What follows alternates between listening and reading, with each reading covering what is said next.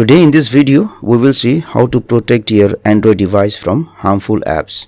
But before that, press the subscribe button and hit the bell icon to get the notification for the latest tips and tricks for free. Now the first thing which you can do in order to protect your Android device from harmful app is to always install application from Google Play Store.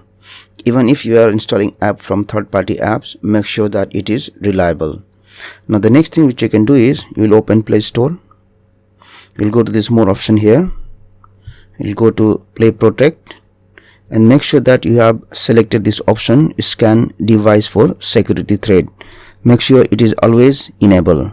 So what does this do is whenever you are trying to download an app from Play Store, it will scan for those apps, and it also scans the apps which are already installed in your Android device to check if it's a harmful app.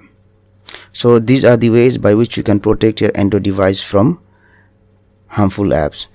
Thank you for watching this video, and please subscribe to my YouTube channel for more tips and tricks.